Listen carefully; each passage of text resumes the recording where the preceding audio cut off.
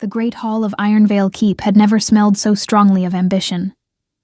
Molly noticed it the moment she stepped through the arched stone doorway. That thick, suffocating mixture of pine resin, candle wax, and the particular kind of desperation that powerful wolves tried very hard to disguise as confidence. Torches lined the walls in iron brackets, their flames throwing long shadows across the banners of a dozen packs. The ceiling rose so high above her head that the upper stones disappeared into darkness, and the chandeliers, massive iron rings hung with hundreds of candles, cast everything below in flickering amber light. She did not belong here. That was not a thought born of self-pity. It was simply a fact. The way the cold stone floor was a fact. The way the weight of the ceremonial veil pinned to her hair was a fact. Molly was the third daughter of a border pack elder with no territory to speak of and no political alliance worth mentioning. She had been chosen for this union the way one chose a piece of furniture, because she fit the space, because she raised no objections from rival factions, because no powerful family would be offended by her presence, and no powerful family would be threatened by it either. She was, in the language of pack politics, convenient. Her older sister Brea had sewn the veil herself, working by firelight for 3 weeks straight, threading small white flowers through the lace with hands that had grown red and stiff from the effort. "You will be the most beautiful thing in that hall," Brea had whispered that morning, fastening the last pin with careful fingers. "Whatever happens, remember that I made this for you. That means something real is going in there with you." Molly had held that thought like a lantern all the way through the mountain pass, through the outer gates of Ironvale, through the long corridor of stone and torchlight that led to this hall. She was holding it still. The ceremony was not yet begun. The guests filled the benches in loose, restless clusters. Pack lords and their seconds. Elder wolves whose gray muzzles and scarred hands marked them as survivors of a dozen territorial wars. Young alphas who stood with their arms crossed and their eyes moving constantly, assessing, calculating. Along the far wall, the representatives of the northern reaches watched everything with expressions carved from stone. They had traveled 4 days to be here. Not for Molly. For the alliance her presence was meant to seal. She moved through the hall with her eyes forward and her hands quiet at her sides. She had learned early that the best armor a woman of her standing could wear was stillness. If she did not flinch, they could not be certain they had landed a blow. "There she is." The whisper came from her left, from a cluster of women in heavy embroidered gowns. Molly did not look toward them. Border pack blood. Can you imagine? Tristan must have lost his mind. He didn't choose her. The council chose her. There's a difference. Does she know that? She knew. She had always known. There was no illusion to shatter here, no hope that had been constructed only to be demolished. Molly had come to Ironvale Keep with her eyes open, carrying only one expectation, that she would conduct herself with enough dignity, that Brea's 3 weeks of work would not be wasted. The hall began to settle as the hour drew near. Wolves found their places on the long stone benches. The elder who would preside over the ceremony, a massive old wolf named Corvin, with white hair and a back bent by years of war, took his position at the stone altar at the far end of the hall. Candles burned in tall iron holders on either side of him. The light caught the silver thread in his ceremonial robe. And then the doors at the opposite end of the hall opened, and Tristan walked in. Molly had heard the stories, of course. Everyone had. The Alpha King of Ironvale was spoken of in pack circles the way certain storms were spoken of, with a mixture of respect and unease. The understanding that power on that scale operated by its own rules. She had assembled an image of him from fragments. Tall, they said. Dark. Controlled in a way that made lesser wolves deeply uncomfortable, because control like that was only possible in someone who had learned to keep something enormous very still. The stories had not been wrong, but they had failed to capture the particular quality of silence that entered the room with him. He walked without ceremony, without performance, without the deliberate display of dominance that lesser alphas cultivated. He simply moved through the hall, and the hall rearranged itself around him. Wolves straightening without realizing it. Conversations dying, eyes dropping and then rising again as if unable to stay away. His hair was dark and braided back from his face. He wore leather and fur in the manner of the old warrior lords, without decoration, without excess. The scar along his jaw was the only ornamentation he carried, and it had not been chosen. He did not look at Molly. Not once, during the long walk from the doors to the altar, did his eyes find her. He moved to his position beside Elder Corvin, and stood there with his arms at his sides, and his gaze fixed somewhere above the heads of the assembled wolves, and Molly understood, with perfect clarity, exactly what this was. A transaction, a necessary piece of political architecture. She was the stone that completed the arch, and he was the arch itself, powerful, ancient, indifferent to the particular weight of any single stone as long as the structure held. She breathed in slowly through her nose. Whatever happens, remember that I made this for you. She walked forward. The hall was very quiet now. Hundreds of wolves, and not one of them making a sound.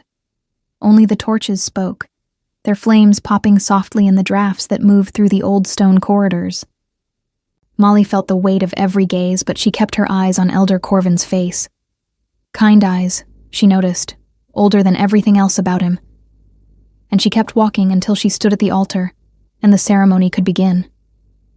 Corvin began to speak the old words, the formal language of Pack Alliance, older than Ironvale itself, the binding phrases that had sealed unions and territories and truces for generations. Molly listened. She responded when the ritual required it. Beside her, she could feel the presence of the Alpha King the way one felt weather, not through sight, but through some deeper instinct that registered mass and heat and the particular pressure of proximity.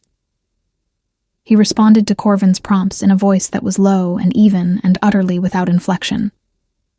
He was doing what was required of him. She was doing what was required of her. They were two wolves completing a necessary task. Then Elder Corvin reached the lifting of the veil. It was a small moment in the ritual, symbolic only. The groom's acknowledgement of the bride before the assembled packs, a gesture that dated back to the old tradition of ensuring that both parties were present and willing. In practice, in political unions arranged by councils, it meant nothing more than the turning of a page. Corvin spoke the words. Tristan moved. His hand reached toward the edge of the veil, and Molly held herself very still, looking at the point just past Corvin's shoulder, composing her face into the expression she had practiced. Neutral, calm. The expression of a woman who required nothing from this moment. The veil lifted. The candlelight fell full on her face, and the great hall of Ironvale Keep went absolutely silent in a way that was different from the silence of before. Before had been the silence of waiting. This was the silence of something stopping. Molly felt it before she understood it. The shift in the air. The quality of stillness that descended over the man standing beside her. Not the controlled stillness she had sensed throughout the ceremony, but something different. Something that happened below the level of choice. The way a wolf's whole body goes still when it catches a scent that changes everything. She turned her head and looked at Tristan for the first time. He was looking at her.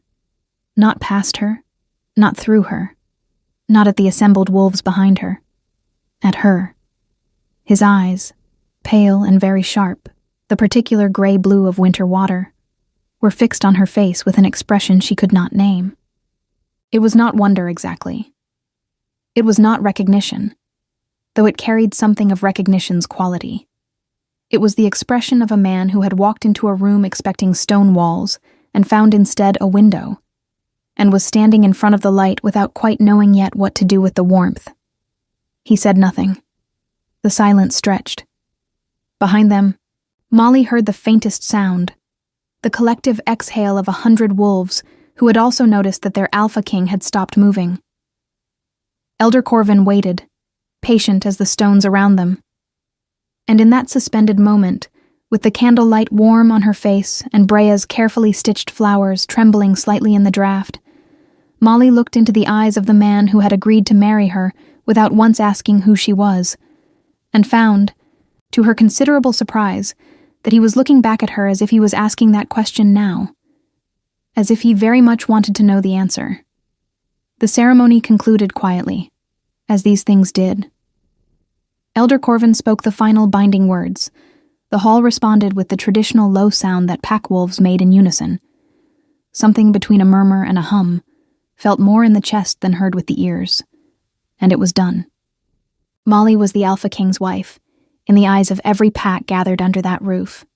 From the Northern Reaches delegation, to the border lords who had traveled 3 days through mud and cold, to witness the alliance sealed. Tristan had not looked away from her for the remainder of the ceremony. That was the detail that Molly could not quite organize into anything sensible. She had prepared herself for every version of this day except this one. She had prepared for indifference, for the perfunctory courtesy of a powerful man completing an obligation. She had prepared for the possibility of coldness, even disdain. The subtle kind that powerful wolves sometimes directed at those they considered beneath their station. The kind delivered through the angle of a shoulder and the brevity of a glance. She had prepared to be invisible. She had not prepared for the weight of being seen. After the hall began to empty into the banquet that followed, long tables set with roasted meats and bread and wine dark as old wood, Molly found a moment of stillness near one of the tall windows that overlooked the inner courtyard of Iron Vale. Outside, snow had begun to fall, soft and unhurried, drifting past the glass in the torchlight. She pressed 2 fingers lightly against the cold stone of the window frame and breathed, "You are not eating." She turned. Tristan stood several feet away, which surprised her. She had not heard him approach, which said something about how distracted she had allowed herself to become. Up close, in the slightly warmer light of the banquet hall, rather than the ceremony's candles, she could see the details that distance had softened, the fine lines at the corners of his eyes, the way the scar along his jaw curved slightly upward near his chin, the fact that his hands, hanging loose at his sides, bore the particular kind of marks that came from years of weapons work, not decoration. "I was looking at the snow," she said. It was the honest answer. He glanced toward the window. "It comes early this year. The pack reads it as a sign." A pause. They read most things as signs. "And you?" His eyes returned to her face. "I read things as what they are." She held his gaze steadily. "That must make the ceremony feel rather empty then." Something moved across his expression, not quite a smile, but adjacent to one, the ghost of a reaction quickly governed. "The ceremony serves its purpose." "Yes," she agreed. "It does."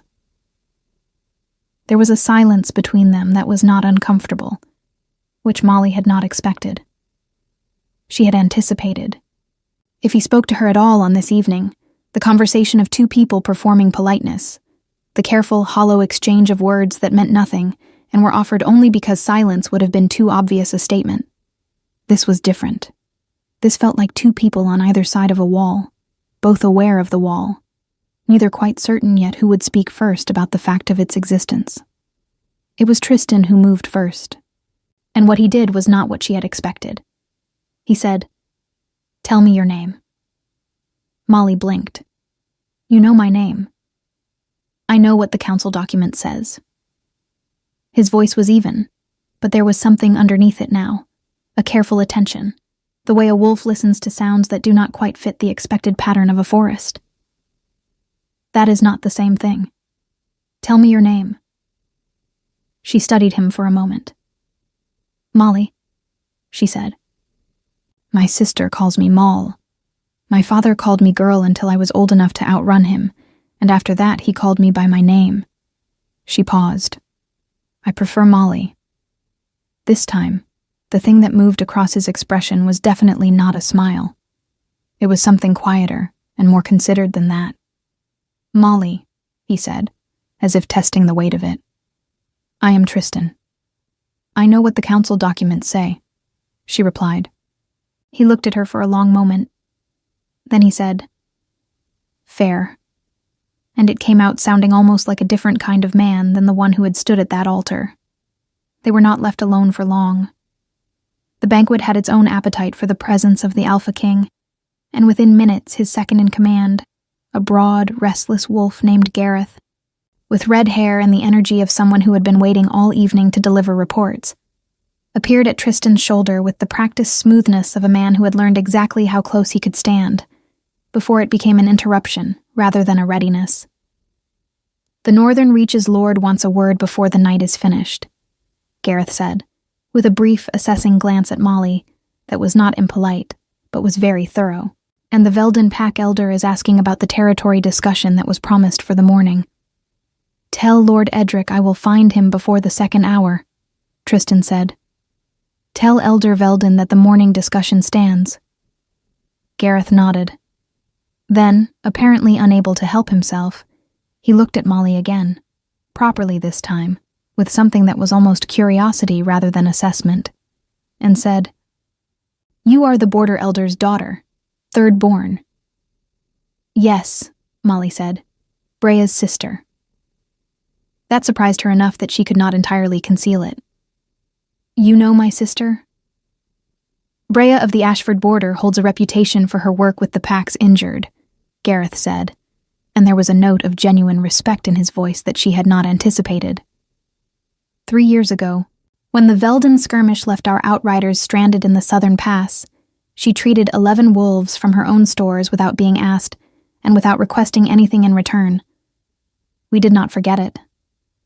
Molly looked at him. She thought of Brea's red hands working through the firelight, threading white flowers into lace. She thought of all the ways her sister had spent her life giving careful, quiet attention to things other people overlooked. "She would say she only did what was needed," Molly said. "Most people who do remarkable things say that," Gareth replied. Then he caught Tristan's eye and excused himself with efficient grace, disappearing back into the movement of the banquet. Tristan watched him go. Then he said, without looking at Molly directly, "He is not wrong about the reputation. We did not forget." "And yet," Molly said carefully, "it did not factor into the council's choice of me for this arrangement." "No." He said it without apology, without softening. "The council's choices are made on political grounds. That is the nature of councils." A pause. "It does not mean it is the only ground that exists." She was not sure what to do with that. She filed it away instead, the way she had learned to file things that required more thinking than the present moment allowed.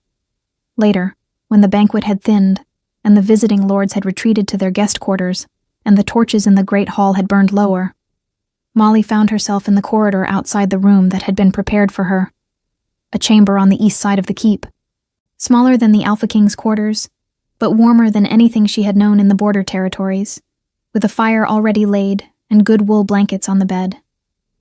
She was almost through the door when she heard the voices from the corridor junction ahead. She was not trying to listen.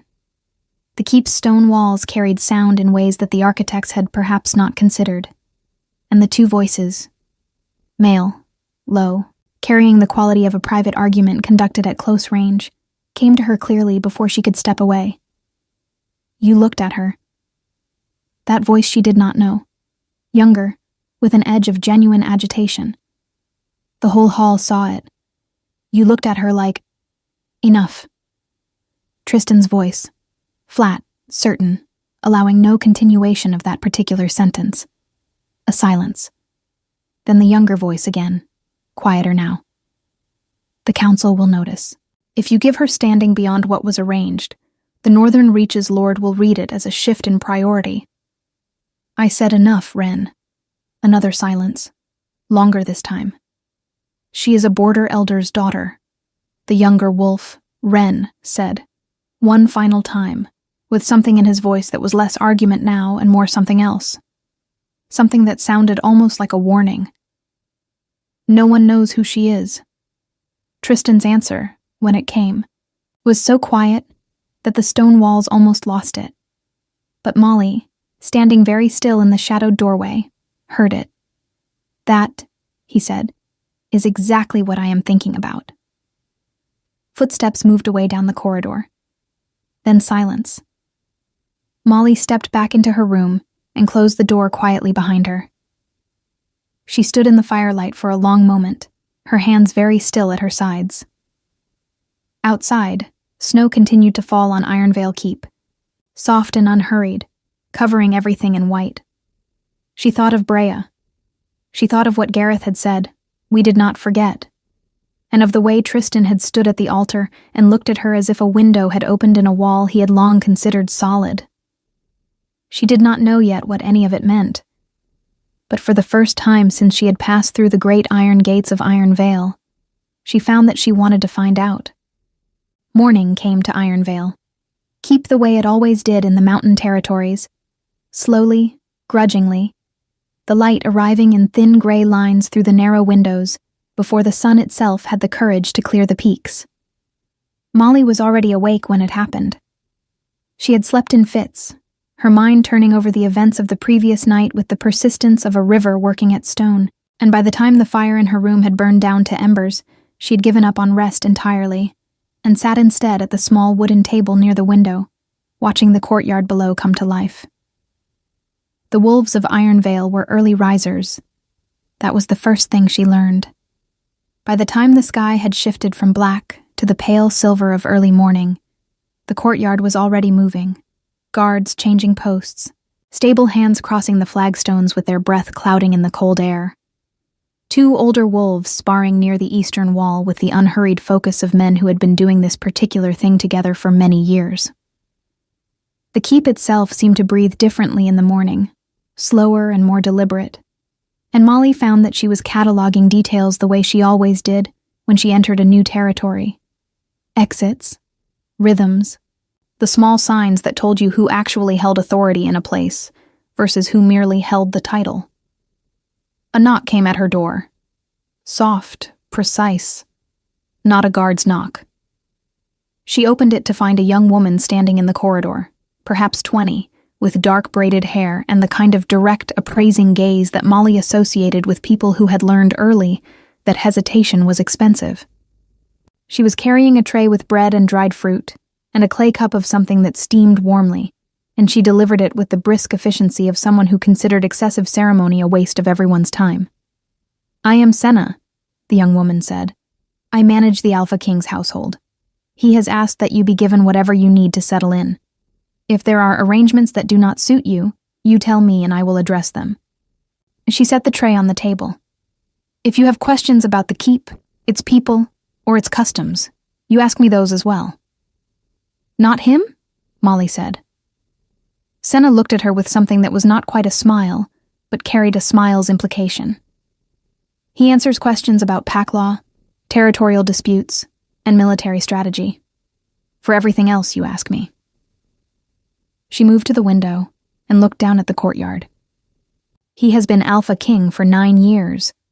In 9 years, he has learned to delegate the things that other people do better than he does. That is one of the reasons the pack is stable."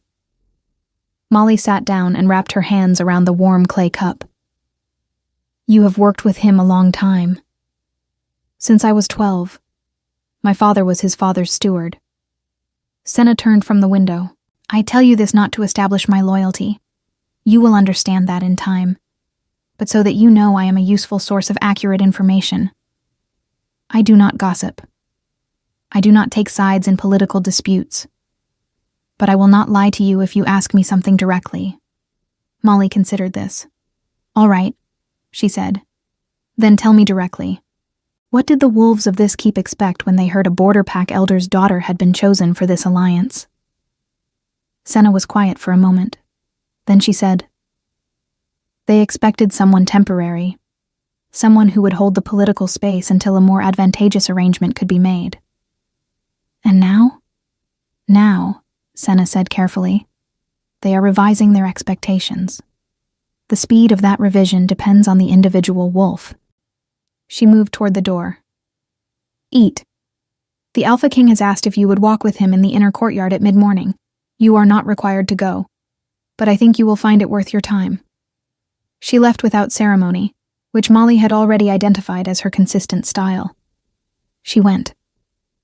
The inner courtyard of Ironvale was smaller than the outer yard, enclosed on 3 sides by the keep's stone walls, and on the 4th by a low parapet that looked out across the valley below. A vast landscape of dark forest and snow-covered ridges that extended so far in every direction that the eye eventually gave up trying to find an edge. The cold was sharp but clean, carrying the smell of pine and wood smoke and the particular mineral quality of mountain air after snowfall. Tristan was already there when she arrived. He was standing at the parapet, looking out at the valley, and he did not perform the act of noticing her approach. He simply turned when she was a few steps away, as if he had known the exact moment she would appear, and said nothing by way of greeting, which she was beginning to understand was not rudeness, but simply the way he occupied time. He did not fill silence with noise. She came to stand beside him and looked out at the valley. For a while, neither of them spoke. Below, the forest stretched away into the morning light, the snow on the upper branches catching the sun where it had finally cleared the peaks, so that the tree line seemed to shimmer faintly, silver and white. "The Velden elder is already arguing," Tristan said at last. "He wants 3 miles of the southern ridge recognized as Velden territory. It has been contested for 2 generations." "And what does the map say?" Molly asked. He looked at her. "What makes you think there is a map?" "Gareth mentioned a territory discussion this morning. Men like Gareth do not walk into territory discussions without maps. And men like you do not walk into discussions without having read the maps first." She kept her eyes on the valley. "So what does it say?" A pause. "The ridge is divided by a river that shifts course seasonally. Depending on the time of year, either pack could argue legal claim." "Then the river is not useful as a boundary," Molly said. "You need a fixed point, something that does not move." "Such as?" She thought for a moment.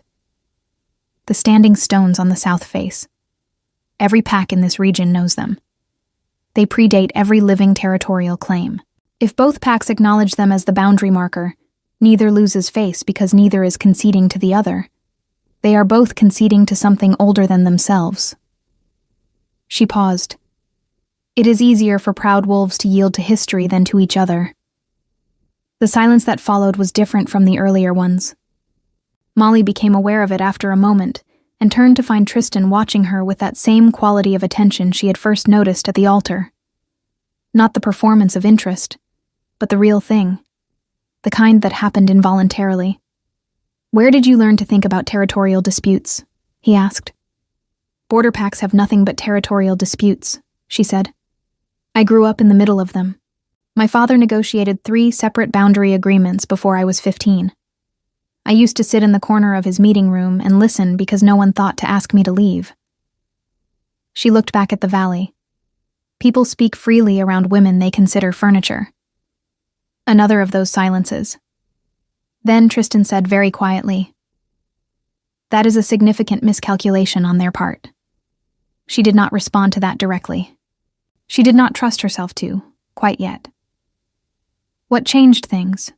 What shifted the careful, measured quality of those first days into something more complicated and more real, was not a grand event. It was a small one, as most true things are. 4 days after the ceremony, the pack elder from the Western Hollows arrived at Ironvale to challenge the legitimacy of the alliance.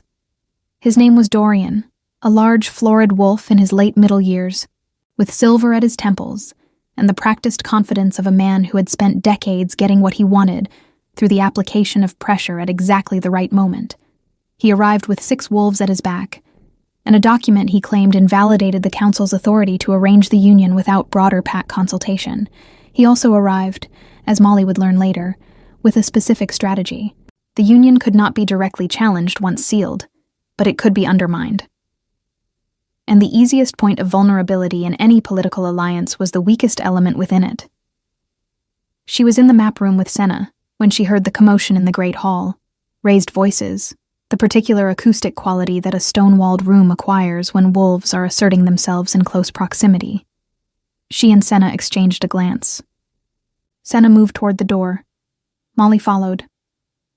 They reached the gallery above the great hall in time to see Dorian standing before Tristan with his document, and his 6 wolves arranged behind him, making his argument in the careful, measured language of political grievance. Every word chosen for its legal weight, its implication, its placement of blame at the feet of a process rather than a person.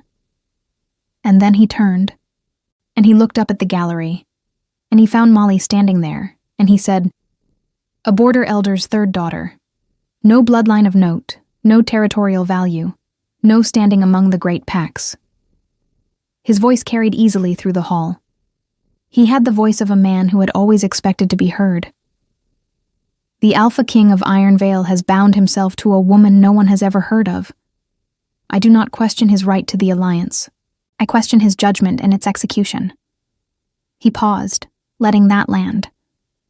Perhaps someone should. Every head in the hall turned upward. Molly stood very still in the gallery, with the stone railing under her hands, and the torchlight below throwing the faces of hundreds of wolves into sharp relief. She felt the weight of their attention, the assessment, the doubt, the particular kind of curiosity that smelled like blood in the water. And then she felt something else. She felt Tristan's eyes. Not panicked, not apologetic, not the eyes of a man calculating how to manage a complication. The eyes of a man who was very interested in what she was going to do next. She straightened her spine.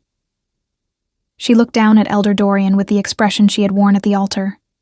Calm, unhurried, the expression of a woman who required nothing from anyone in this room except their attention, which she already had. "Elder Dorian," she said, and her voice carried through the hall with a steadiness that surprised even her. "You have traveled a long way to question a sealed alliance with a document I suspect the Council has already reviewed and rejected." She paused. "Or you would have sent the document first, and come yourself only after it succeeded. Since you are here, it did not." Another pause. "So the question is not whether the alliance stands. It does. The question is what you actually came here to negotiate, and whether you would prefer to do that in front of an audience, or in a room with fewer wolves and better wine." The hall was completely silent. Dorian stared at her. His jaw moved slightly. From below, she heard a sound she had not heard before from Tristan. Soft, brief, contained.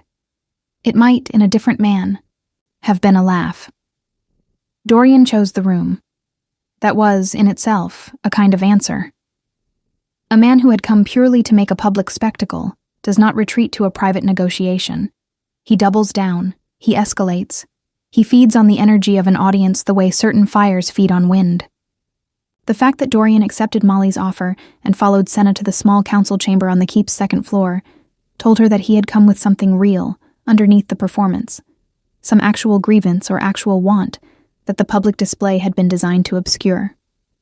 She had seen her father do this same thing, once, with a rival pack elder who had arrived at their border, making accusations about grazing rights. The accusations were not the point. The accusations were the opening position. The point was always somewhere quieter and more specific. The council chamber was a long, narrow room with a stone table running its length and maps pinned to wooden boards along the walls. It smelled of old parchment and the particular kind of cold that accumulated in rooms that were used for serious things. Tristan took his position at the head of the table without ceremony. Gareth stood at his right shoulder. Molly had expected to be directed to a seat somewhere secondary, near the door perhaps, or at the far end of the table, the visual placement of someone whose presence was acknowledged but whose participation was not invited. Instead, Tristan looked at her and said simply, "Sit here," and indicated the chair at his left. Gareth's expression did not change. He was good at that. But she caught the slight adjustment of his shoulders, the micro-movement of a man recalibrating, and filed it away. Dorian took the chair opposite, his 6 wolves arranged behind him against the wall. He had recovered his composure on the walk from the great hall, which told her he was experienced. He settled his document on the table in front of him, with the deliberate care of a man placing a weapon. "The document is legitimate," he said. "Regardless of what the council may have determined, the original charter of the Great Pack Assembly requires consultation of all regional elders before a binding alliance of this tier can be executed. That consultation did not occur. The council has authority to act in the Assembly's absence under emergency provisions," Tristan said. His voice held the particular flatness of a man who has had this specific argument before and is already several steps ahead of it. This was not an emergency. The Northern Reach's demand for a sealed alliance before the Winter Assembly convened created a time constraint that qualified under Provision 7, Gareth said, without looking up from the document he had apparently produced from somewhere and was now reading. I can have the specific language to you within the hour if you would like to review it. Dorian's jaw tightened. He had known this. He had come prepared for this answer, which meant the document was the opening position, not the real one. Molly leaned forward slightly. Elder Dorian, she said, your pack borders the Ashford territory to the west. The same Ashford territory where my family's border holding sites. He looked at her. Reevaluating, she could see, adjusting his understanding of who she was based on the fact that she was not, apparently, simply occupying the chair she was sitting in. That is correct, he said carefully. The Ashford River crossing has been in dispute between the Western Hollows and the border packs for 11 years, she continued. My father spent the last 4 of those years trying to get the matter before the Regional Council, without success, because the Regional Council's agenda is managed by... She paused, just briefly. The Western Hollows elder, who has consistently found other priorities. Silence. You did not come to challenge the alliance, Molly said. You came because you understood that once Ironvale has a direct personal connection to the border territories, the Ashford River crossing dispute will finally reach a council that has the authority to resolve it. And you would prefer to negotiate the terms of that resolution privately before it becomes a formal proceeding. She settled back in her chair. Which is entirely reasonable. I would have done the same. Dorian stared at her for a long moment. Then, slowly, something shifted in his expression. The careful performance of grievance dropping away to reveal the pragmatic wolf underneath. The one who had survived decades of pack politics by knowing when a position had been outflanked and responding with adaptation rather than entrenchment. The Western Hollows has legitimate historical claim to the North Bank, he said. We are willing to acknowledge shared crossing rights in exchange for formal recognition of that claim. Shared crossing rights and a seasonal market on the South Bank, Molly said. The border packs need the trade. The Western Hollows needs the legitimacy. Both are served. Another silence. Then Dorian looked at Tristan, and what was in his eyes now was not challenge, but something much more interesting. Genuine assessment. The look of a man encountering something he had not expected, and is trying to determine what it means for his existing understanding of the world. Your Alpha Queen, he said, and it was the first time anyone had used that word. Negotiates like a border wolf. She was raised as one, Tristan said. His voice was still even, but there was something underneath it now. A quality she was beginning to recognize.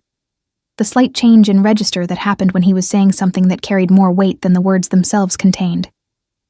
That appears to have been an advantage that several people failed to account for. The Western Hollows delegation left before nightfall, the document withdrawn, and a provisional agreement in place that Gareth would formalize before the week's end. Dorian departed without ceremony, but also without hostility. The manner of a man who had come expecting to win a particular kind of battle, and had instead found himself in a different kind of conversation entirely, one that had ended reasonably well despite not going according to plan. Gareth watched them cross the outer courtyard from the keep's main door, then turned to Tristan, with the expression of a man who has something to say, and is choosing his words with unusual care. The Ashford crossing dispute has been stuck in regional politics for 11 years, he said. I know, Tristan said. She resolved the underlying issue in approximately 20 minutes. I know. Gareth was quiet for a moment. Then, I owe Wren 3 silver coins. He said she would surprise us before the first week was out. I said he was being optimistic. He paused.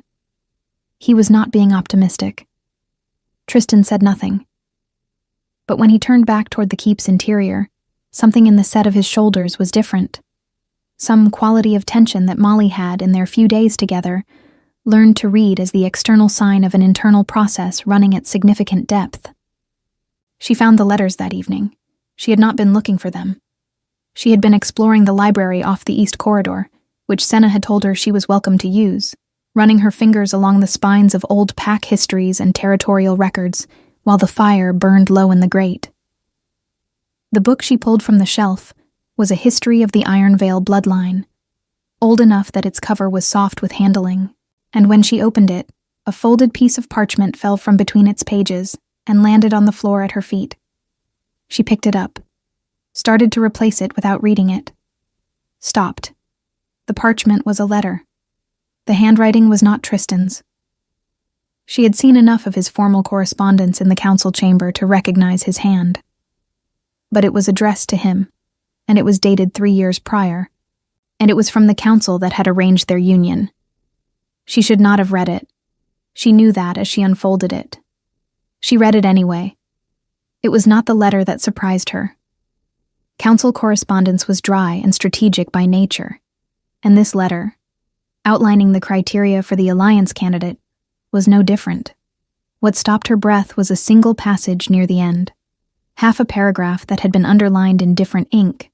More recently, the underlining uneven in a way that suggested it had been done quickly, perhaps without full intention. The candidate must carry no political weight of her own, no alliances, no family with territorial ambitions. She must be, in all practical senses, invisible. A woman who cannot be used as leverage is a woman who cannot be used against you.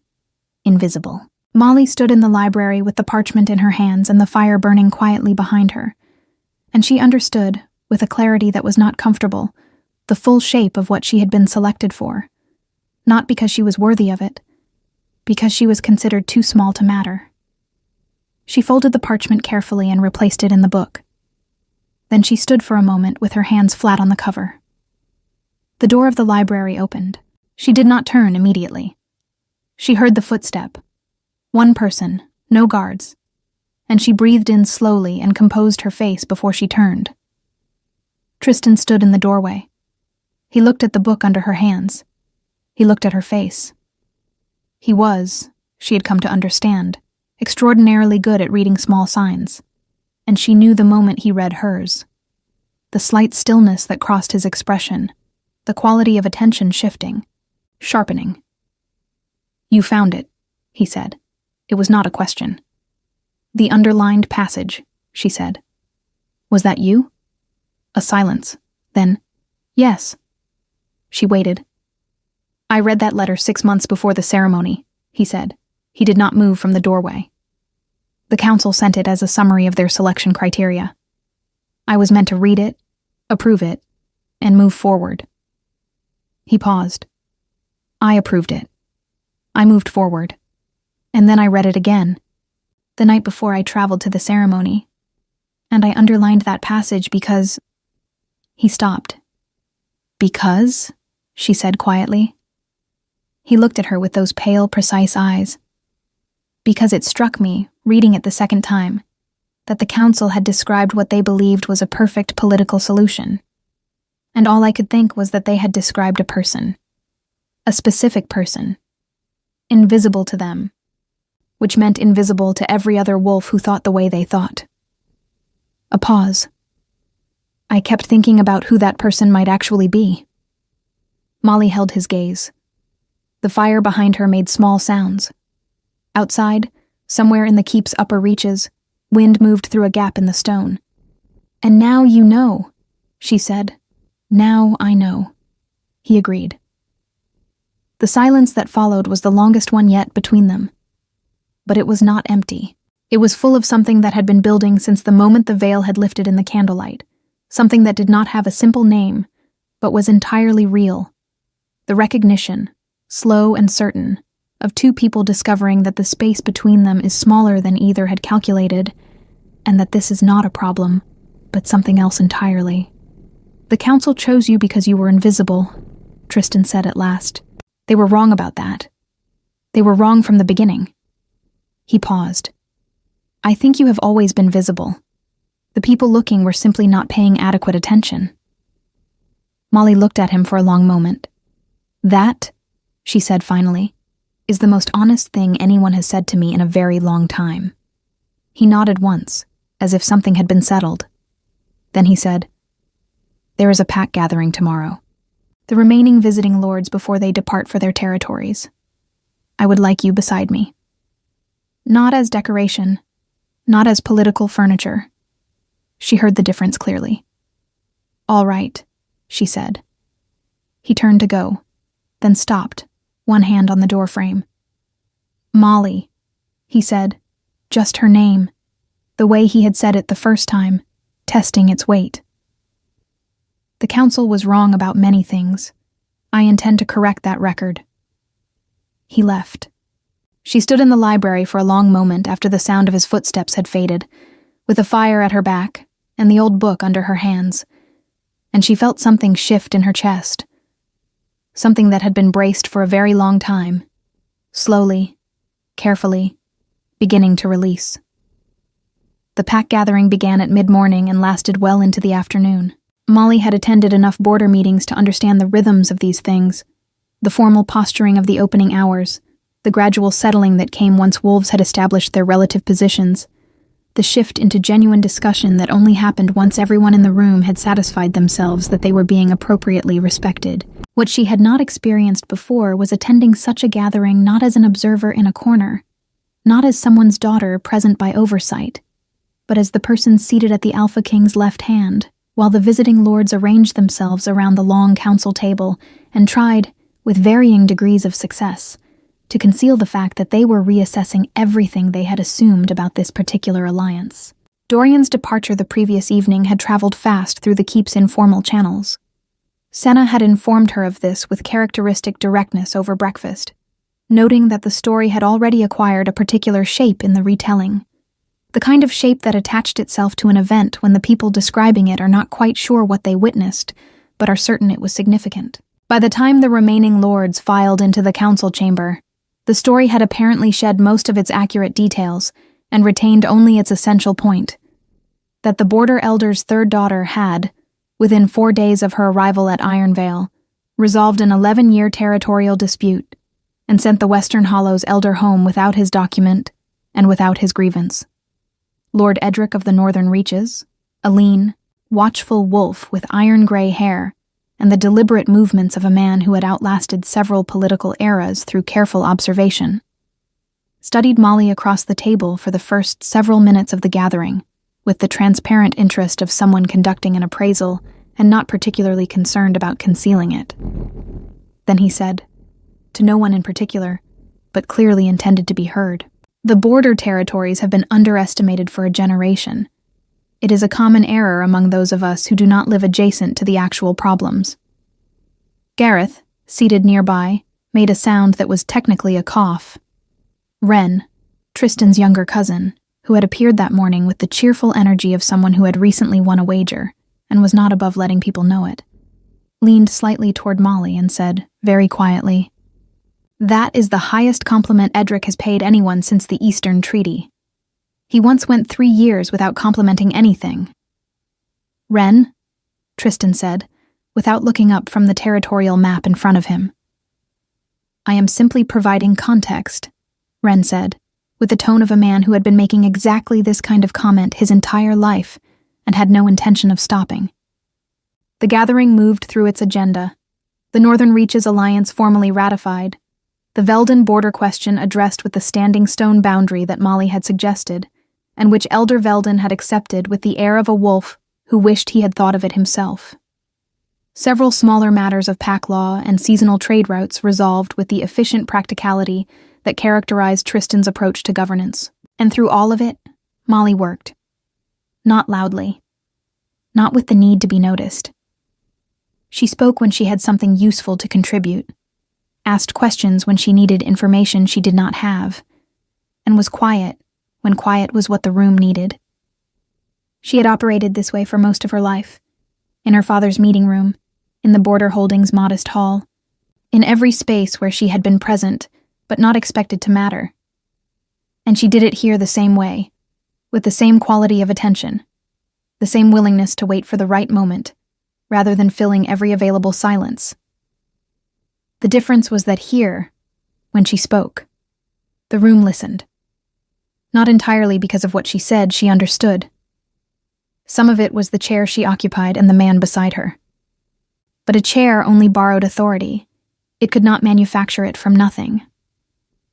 By the time Lord Edric of the Northern Reaches addressed a question about seasonal border management directly to her, bypassing Gareth, bypassing Wren, looking at her with the straightforward practicality of a man who had identified the most useful person in the room, she felt the shift settle into something permanent.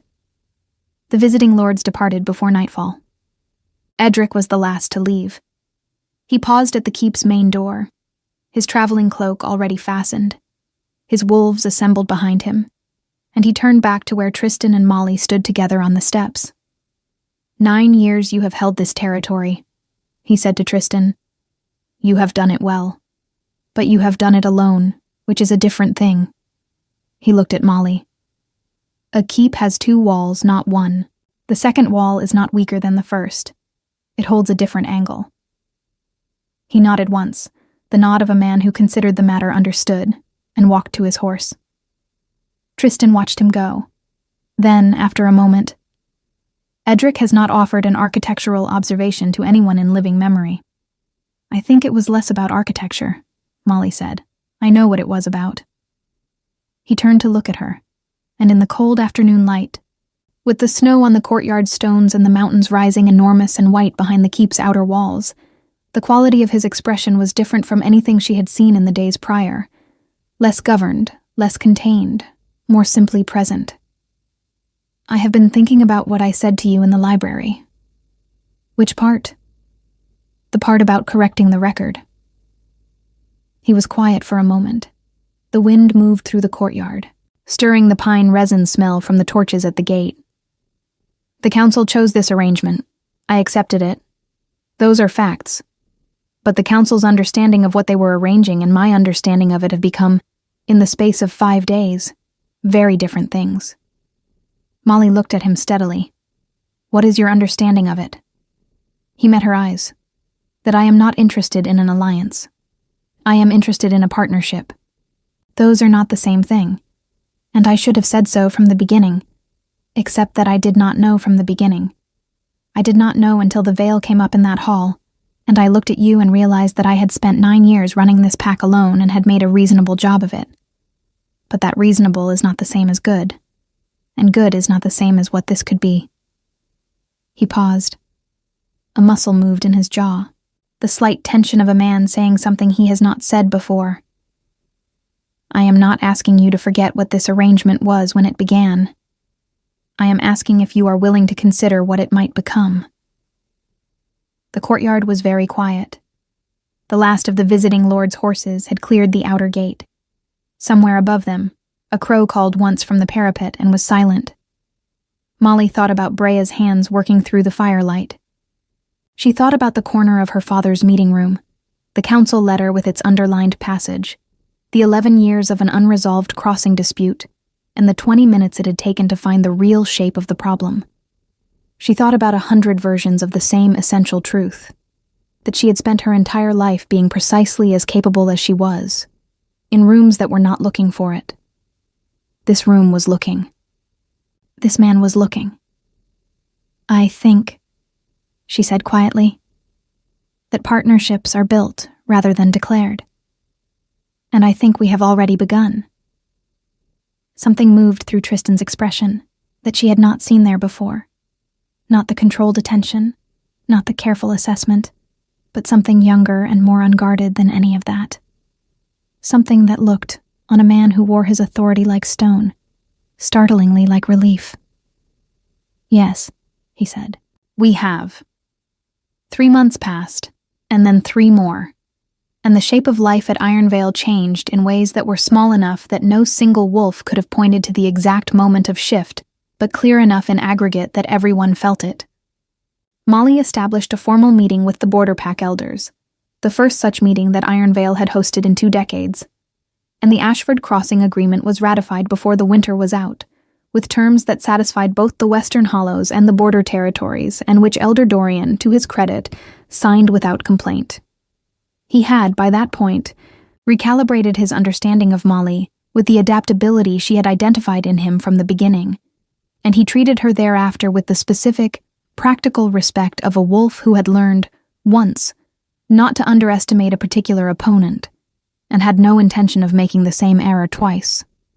Wren, who had appointed himself a kind of informal chronicler of keep life, noted in his typically irreverent way that the pace of grievance resolution at Ironvale had increased significantly since the autumn ceremony, and that at least 2 long-standing disputes that Gareth had privately described as intractable had been resolved in the preceding months, through what Wren called the application of Molly's particular brand of paying attention to the actual problem rather than the stated one.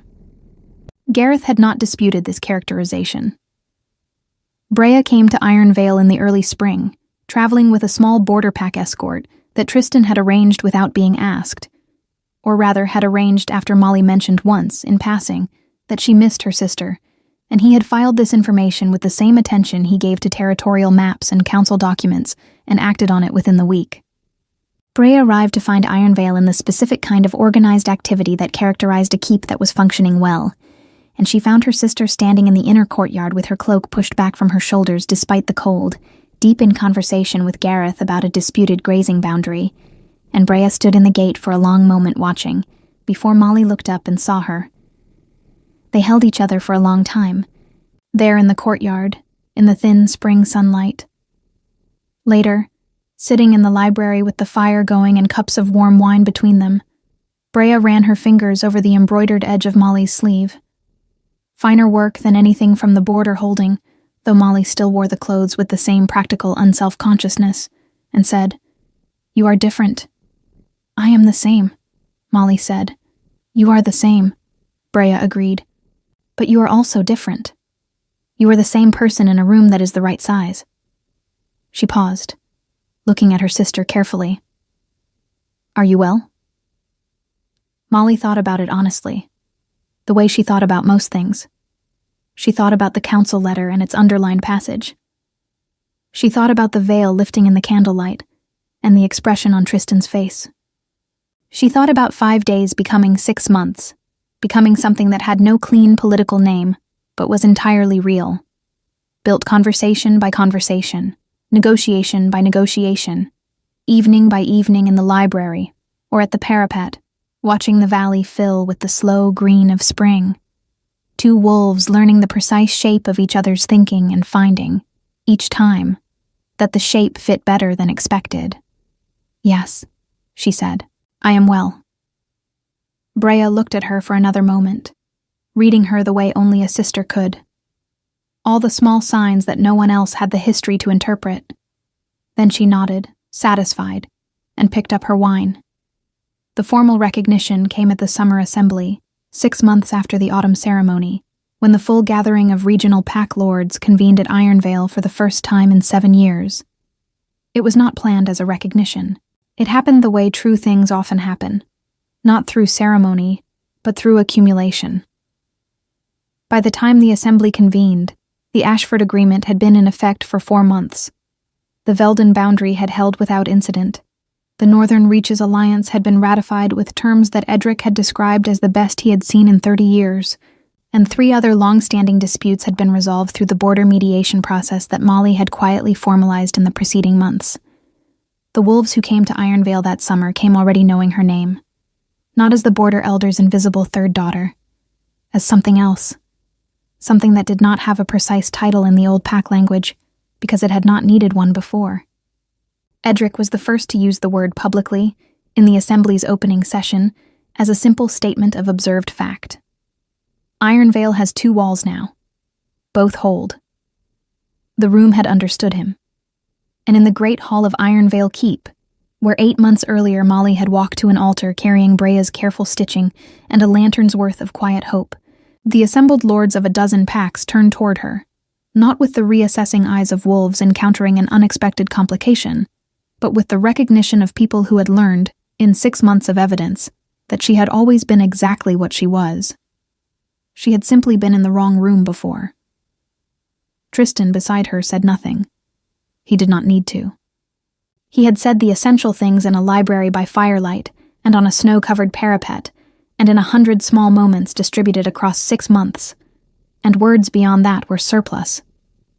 But she felt his attention, that particular quality of stillness that she had learned to read, as the external sign of something he did not often allow outside his governance, something warmer and more unguarded, and she knew that it was directed at her, the way it had been directed at her since the moment the veil came up in the candlelight.